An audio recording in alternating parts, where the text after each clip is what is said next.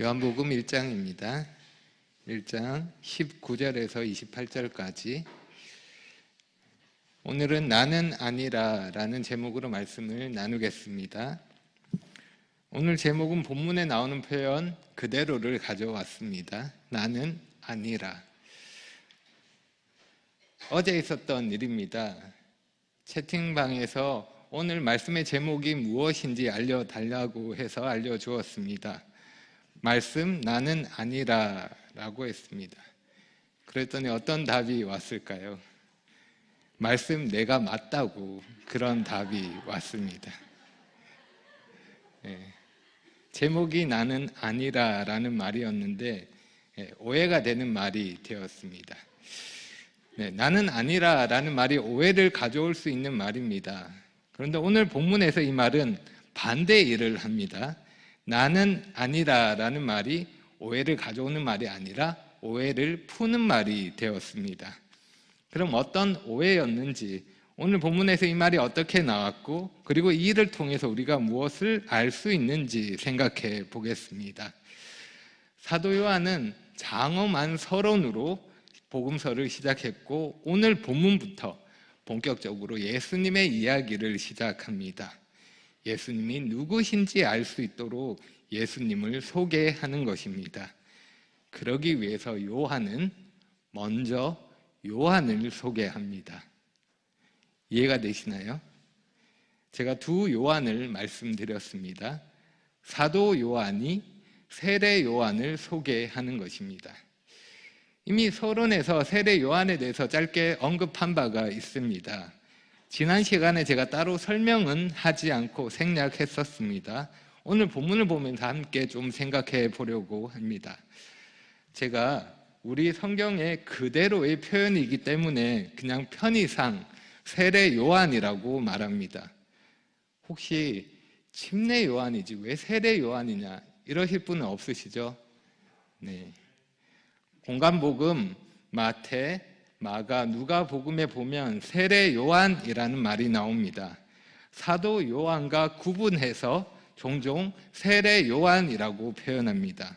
항상 세례 요한이라고 표현하는 것은 아니지만 더러 세례 요한이라는 표현을 사용하기도 하는 것입니다. 그럼 흥미를 위한 질문입니다.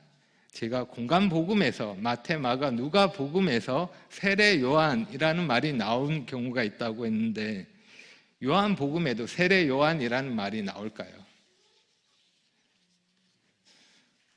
어느 정도 답을 예상할 수 있는 질문이죠. 요한복음에는 세례 요한이라는 말이 나오지 않습니다. 왜 그럴까요? 요한복음에는 사도 요한이라는 이름 자체가 안 나오기 때문입니다. 사도 요한이 그 이름으로 등장하지 않습니다. 사도 요한과 구분해서 세례 요한이라고 언급할 필요가 없는 것입니다. 요한복음에서 요한이라고 말할 때는 거의 세례 요한을 말합니다. 제가 거의라고 말하는 건 베드로를 가리켜 요한의 아들 시모나라고 말할 때 그때 요한 말고는 모두 다 세례 요한을 가리킵니다. 사도 요한은 자신의 복음서에서 자신의 이름을 드러내지 않습니다. 자신을 말할 때 예수님이 사랑하시는 제자라고 말할 뿐입니다. 제 생각에는 사랑하시는 제자라고 말하는 게 좀 더 부끄러운 표현이 아닐까, 차라리 이름을 적는 게 낫지 않을까 생각이 들기도 하지만 아마 당시에는 아니었던 것 같습니다. 좀 흥미로우셨나요? 네. 그럼 본격적으로 사도 요한이 소개하는 세례 요한을 보겠습니다. 19절입니다. 유대인들이 예루살렘에서 제사장들과 레위인들을 요한에게 보내어 네가 누구냐 물을 때 요한의 증언이 이러하니라. 요한이 요한을 소개할 때 무엇으로 소개합니까? 네. 요한의 증언입니다. 요한의 증언이 이러하니라 라고 말씀하고 있습니다. 사도 요한은 예수님이 누구신지 소개하기 위해서 세례 요한을 소개합니다. 그리고 세례 요한을 소개하기 위해서 세례 요한의 증언을 기록합니다. 우리는 여기서도 요한복음의 좀 특별함을 볼 수 있습니다. 사도 요한은, 세례 요한을 소개하면서 부모가 누구인지, 어떻게 태어났는지, 그가 어디서 지냈는지, 외적인 모습은 어떠했는지, 무엇을 먹었는지, 백성들에게 어떤 메시지를 선포했는지 어떤 것도 언급하지 않습니다. 무엇을 말합니까? 그의 증언을 기록하고 있습니다. 그래서 보면 요한은 서론에서도 여러 번 증언이라는 말을 언급합니다. 7절과 8절 그리고 15절에 증언이라는 말이 나오는데 총 4번이 나옵니다. 정리하면 사도 요한에 대해서 사도 요한이 이렇게 말하고 있는 것입니다. 세례 요한은 예수님을 증언하러 온 자로서 그의 사명은 증언하는 것이다. 세례 요한은 이 일을 위해 증언하기 위해 보내심을 받은 자이다. 이렇게 설명하고 있는 겁니다. 잠깐 6절 말씀을 보겠습니다. 세례 요한에 대해서 이렇게 말합니다. 6절, 하나님께로부터 보내심을 받은 사람이 있으니 그의 이름은 요한이라. 하나님께 보내심을 받은 자 요한을 설명하고 있습니다. 그리고 7절은 그가 증언하러 왔으니, 8절은 이 빛에 대하여 증언하러 온 자라. 세례 요한이 보내심을 받은 목적은 증언하기 위함입니다. 그가 증언하는 자로서 하나님의 보내심을 받았다는 것입니다. 다시 19절로 와서 보내심을 받은 세례 요한에게 사람들이 찾아옵니다. 보내심을 받은 요한을 만나도록 또 보내심을 받은 자들이 있다는 것입니다. 보내심을 받은 자들의 만남이라고 할 수 있습니다. 예루살렘에 있는 유대인들이 제사장들과 레위인들을 요한에게 보낸 것입니다. 유대인들이 조사단을 조직해서 요한에 대해서 조사하도록 그렇게 파견했던 것입니다. 우리가 여기서 2가지를 생각해 볼 필요가 있습니다. 하나는 보낸 사람이고 또 하나는 보낸 장소입니다. 2가지를 한번 생각해 보겠습니다. 먼저 보낸 사람입니다. 보낸 사람은 유대인들입니다. 유대인은 요한복음에 많이 나오는 특징적인 표현입니다.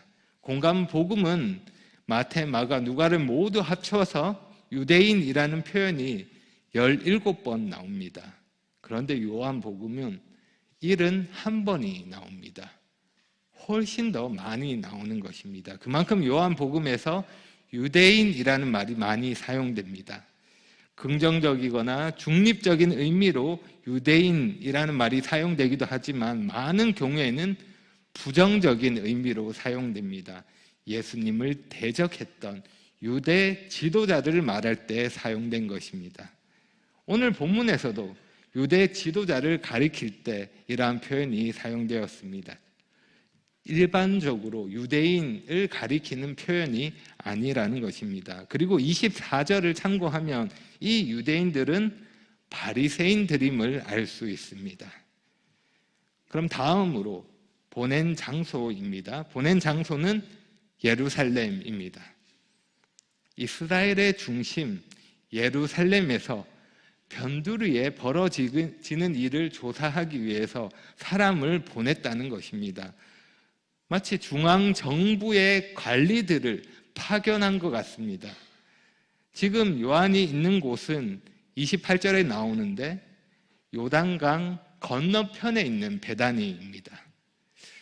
요단강 건너편에 있는 베다니는 우리에게 더 친숙한 베다니, 마르다와 마리아가 살던 동네, 그 베다니가 아닙니다. 그 베다니와는 다른 곳입니다. 요단강 건너편에 있는 다른 베다니입니다.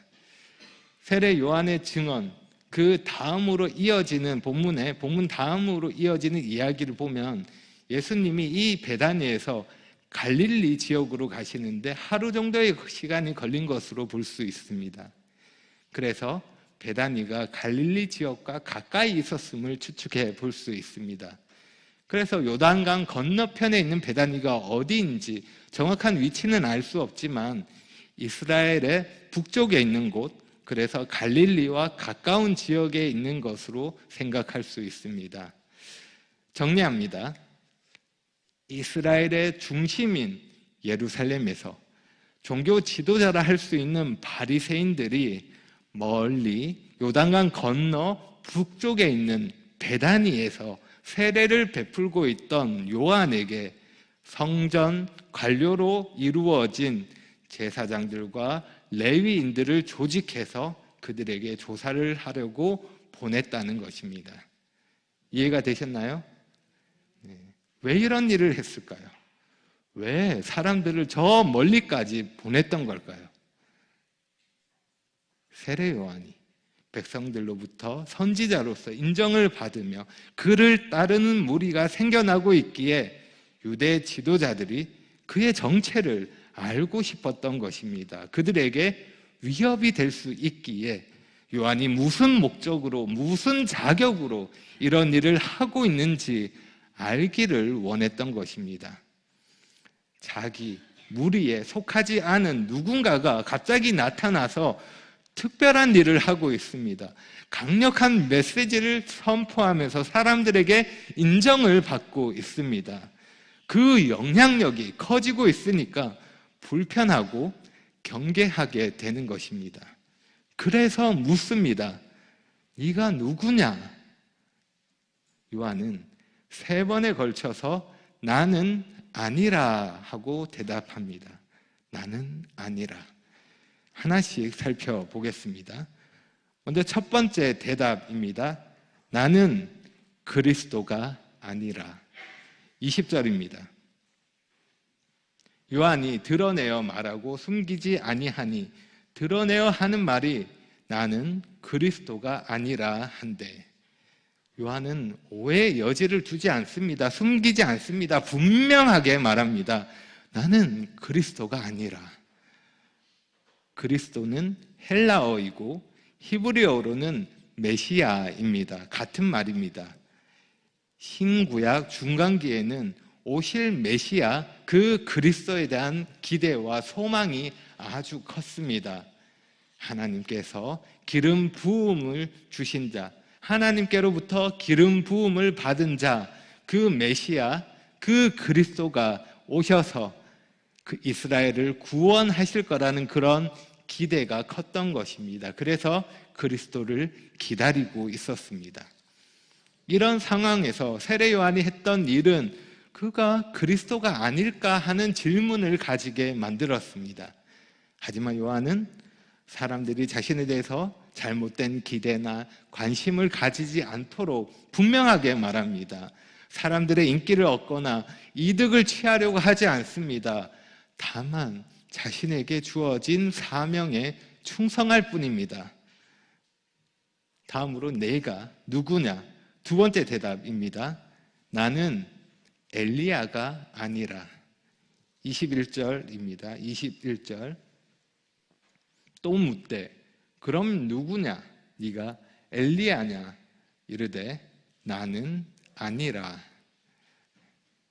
당시 유대인들은 메시아뿐만 아니라 엘리야가 오는 것을 기대하고 기다리고 있었습니다. 죽지 않고 해오리 바람을 타고 하늘로 올라간 엘리야는 여호와의 날이 오기 전에 다시 올 것이라고 예언되어 있습니다. 말라기 4장 5절의 말씀입니다. 보라, 여호와의 크고 두려운 날이 이르기 전에 내가 선지자 엘리야를 너희에게 보내리니. 엘리야가 와서 기적을 행하며 메시아를 소개하리라는 기대를 가지고 있었던 것입니다. 그래서 요한이 그리스도가 아니라면 혹시 엘리야가 아닐까 이런 생각을 했던 것입니다. 그래서 물어봅니다.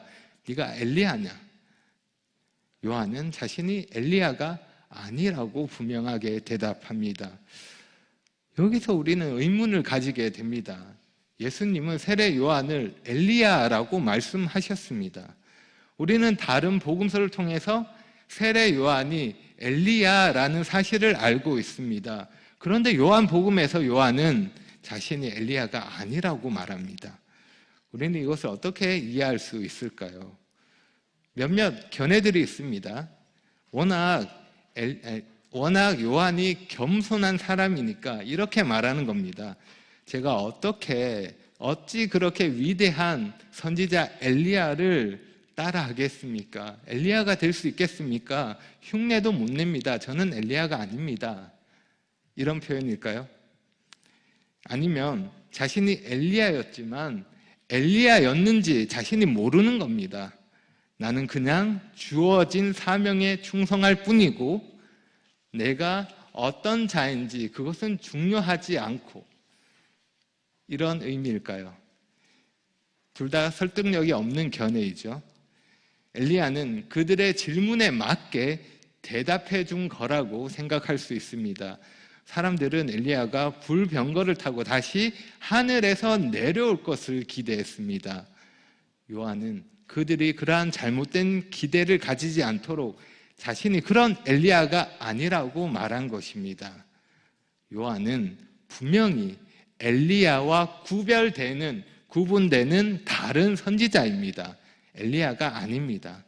하지만 뿐만 아니라 요한은 하나님의 뜻에 따라 엘리야로서 충성한 엘리야로서의 선지자입니다. 천사가 사가랴에게 나타나 요한에 대해서 이렇게 예언한 바 있습니다.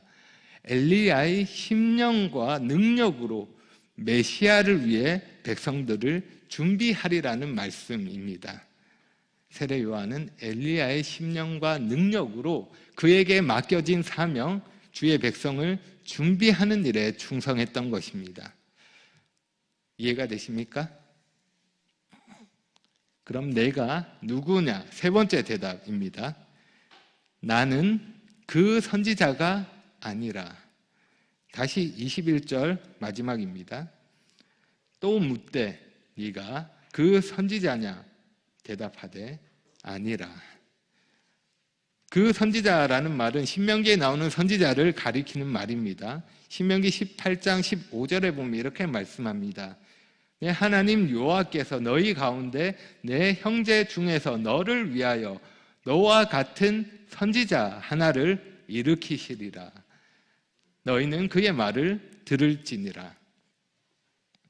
하나님께서 모세와 같은 선지자를 약속하셨습니다. 그래서 그 선지자에 대한 질문과 기다림이 계속되어 왔습니다. 그러한 기다림은 메시아에 대한 기다림과 겹쳐지기도 했습니다. 그리고 때로는 엘리야처럼 메시아 앞서 오는 인물로 이해되어서 메시아와 구분되기도 했습니다. 여기서는 메시아와 그 선지자가 다른 인물로 생각했기에 그리스도에 대해서 물어본 후에 또 그 선지자인지를 물어보고 있는 것입니다. 우리는 알고 있습니다. 예수님이 그리스도이시며 메시아이시며 또한 그 선지자라는 사실을 우리는 알고 있습니다. 우리가 성경을 통해 감추어졌던 그런 비밀들을 다 알 수 있다는 것은 하나님의 큰 은혜라고 할 수 있습니다. 하지만 당시에는 감추어져 있었기 때문에 알 수 없었던 진리들이 많이 있습니다. 이렇게 조사단이 와서 세례 요한에게 질문했습니다.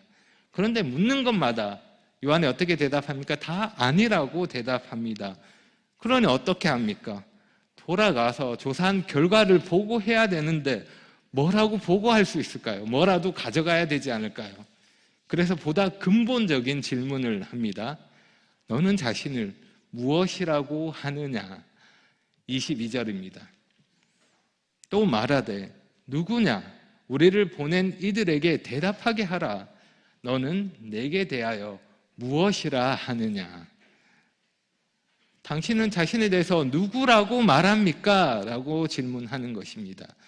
사람이 가질 수 있는 근본적인 질문이라 할 수 있습니다. 자신을 누구라고 생각하는지 참 중요한 질문입니다.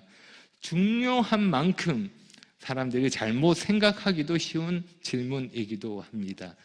잘못 생각하고 스스로 오해하고 잘못 생각하고 잘못 살아가는 것입니다. 내가 누구인지 잘못 알고 있기 때문입니다.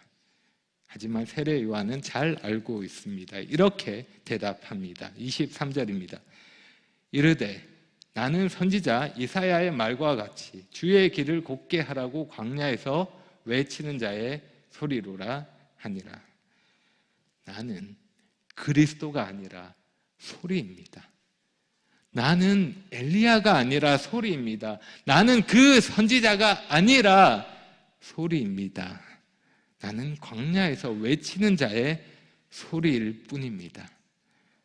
세례 요한은 사람들을 예수님께로 인도하는 하나의 소리일 뿐입니다. 그가 특별한 것은 아니라는 것입니다. 이사야 본문에서 이 말씀은 비유적으로 바벨론 포로 상태에서 예루살렘으로 돌아올 수 있도록 길을 내는 것을 말합니다. 요한은 이 말씀을 통해서 자신이 하고 있는 일이 그와 같다는 것을 증언하고 있습니다. 그가 하는 일은 길을 곱게 하고 장애물을 없애고 사람들이 잘 다닐 수 있는 길을 만드는 것과 같다는 것입니다. 왕의 오심을 앞두고 왕이 가실 길을 미리 준비하는 것과 같은 것입니다. 그리고 왕이 오셨을 때 그것을 알리고 왕을 소개하는 일을 하는 것입니다. 요한이 하는 일이 그러합니다. 요한이 광야에서 외치는 자의 소리가 되어서 그런 일을 하고 있는 것입니다. 왕의 오심을 준비하고 왕의 오심을 외치는 소리일 뿐인 것입니다. 요한은 소식이 아니라 소식을 전하는 소리입니다.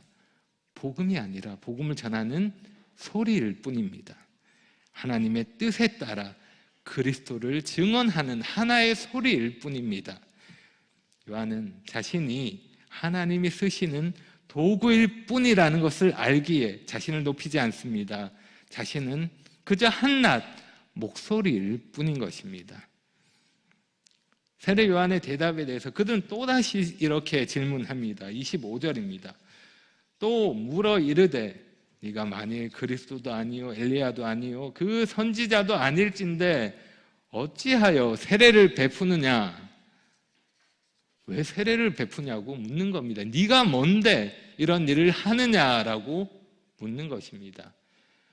당시에는 부정한 이방인들이 유대교로 개종할 때 세례를 받음으로 의식적으로 정결해질 수 있었습니다. 그런데 세례 요한은 지금 누구에게 세례를 베풀고 있습니까? 유대인들입니다. 지금 유대인들에게 회개의 세례를 베풀고 있는 것입니다. 세례 요한이 했던 이 일은 하나님이 선택하신 백성 유대인의 신분을 무시하는 일과 같은 것입니다. 질문거리가 될 수밖에 없습니다. 무슨 권위로 이런 일을 하느냐 물음이 되는 것입니다.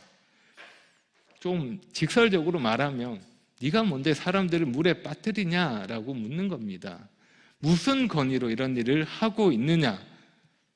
세례 요한이 하는 일에 대해서 문제를 제기하고 있습니다. 이 질문에 대해서 요한은 직접적인 대답을 주지 않습니다. 이유를 설명하는 대신에 그 이유는 다음 본문에서 좀 생각할 수 있습니다. 그 이유를 설명하는 대신에 요한은 그들이 알지 못하는 한 사람, 내 뒤에 오시는 분, 그분이 얼마나 위대하신지를 소개합니다. 26절과 27절입니다. 요한이 대답하되 나는 물로 세례를 베풀거니와 너희 가운데 너희가 알지 못하는 한 사람이 섰으니 곧 내 뒤에 오시는 그이라. 나는 그의 신발끈 풀기도 감당하지 못하겠노라 하더라. 요한이 그분과 자신을 비교했을 때 자신은 그분의 신발끈을 푸는 일을 할 만큼의 자격도 없다고 말하고 있습니다.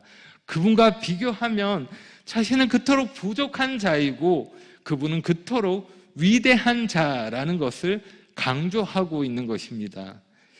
지금 우리는 신발끈 푸는 일을 대수롭지 않게 생각할 수 있습니다. 하지만 당시에는 그렇지 않았습니다.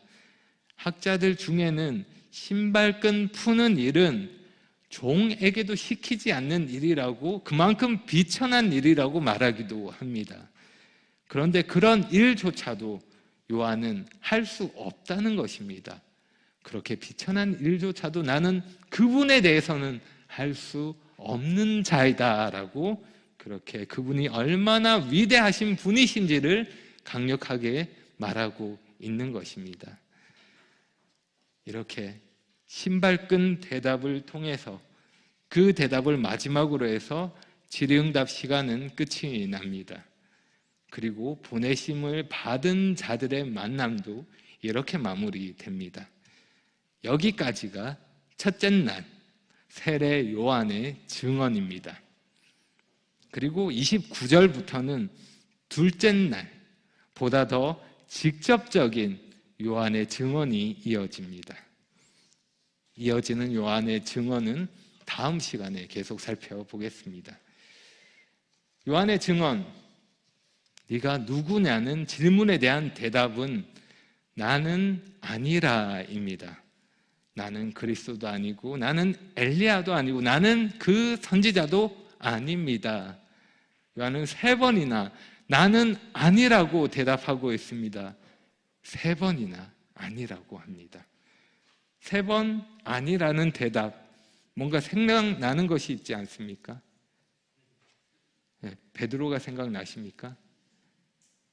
베드로는 세례 요한이 했던 이 말과 똑같은 말을 한 적이 있습니다. 나는 아니라라는 말을 베드로도 하고 세례 요한도 하는 것입니다. 같은 말인데 그 말을 하는 동기와 목적이 다릅니다. 결과도 다릅니다. 베드로와 요한 모두 나를 부인하는 나는 아니라라는 말을 했지만 하나는 나를 위해 주님을 부인하는 말이었고 다른 하나는 주님을 위해 나를 부인하는 말이었습니다. 정반대입니다. 우리가 여러 상황에서 이와 같은 말을 할 수 있습니다. 나는 아니라라는 말, 그 말 그대로로 말하는 경우는 별로 없을 것입니다. 하지만 우리는 다양한 방법으로 나를 부인하는 말을 할 수 있고 또 그러한 선택을 할 수 있습니다.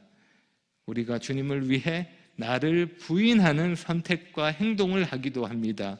그런가 하면 때로는 나를 위해 주님을 부인하는 선택과 행동을 하기도 합니다. 여러분은 어떤 부인을 하시겠습니까? 우리가 어떤 부인을 해야 할까요? 우리는 주님의 부르심에 응답하여 자기를 부인하고 날마다 자기 십자가를 지고 주님을 따르는 자들입니다. 우리가 해야 할 일은 주님을 위해 나를 부인함으로 내가 누구인지 사람들이 분명히 알 수 있도록, 그렇게 사람들이 오해하지 않도록 그렇게 살아가는 것입니다. 오해를 사지 않는 삶을 사는 것입니다. 내가 누구인지 분명하게 나타내는 것입니다. 그렇지 않고 내가 나를 위해 주님을 부인하는 그런 삶을 산다면 사람들은 내가 누구인지 알 수 없습니다. 나를 오해하게 될 것입니다. 내가 믿는 자인지, 내가 그리스도인지, 주님을 따르는 제자인지 사람들이 알 수 없는 것입니다. 우리는 사람들이 나에 대해서 오해하지 않도록 바르게 나는 아니라 하고 증언하는 자들이 되어야 할 것입니다. 이렇게 말입니다. 나는 주님이 아니라 주님의 종입니다. 나는 주님이 아니라 주님께 순종하는 자입니다. 나는 주님이 아니기에 주님이 명하신 일을 할 뿐입니다. 나는 그렇게 순종할 뿐입니다. 내가 아니라 오직 예수님이 주님이십니다. 이것이 나의 삶을 통해서 증언되어야 할 것입니다. 기도하겠습니다. 하나님 아버지 감사합니다. 저희로 하여금 주님이 어떤 분이신지 알게 하시고 주님 안에서 저희 자신이 어떤 자인지 알게 하시고 주님을 따르며 섬길 수 있는 크신 은혜를 베풀어 주셔서 감사합니다. 아무나 갈 수 없는 참으로 귀하고 가치 있는 생명의 길로 저희를 초청해 주시고 그 길을 가게 하신 은혜에 대해서 감사를 드립니다. 저희가 날마다 자신을 부인하고 주님이 가신 십자가의 길을 따라가며 계속해서 충성하여 주님을 따를 수 있도록 인도해 주시고 주님의 어떠하심을 삶으로 드러낼 수 있도록 도와주시기를 간절히 구합니다. 예수님의 이름으로 기도합니다. 아멘.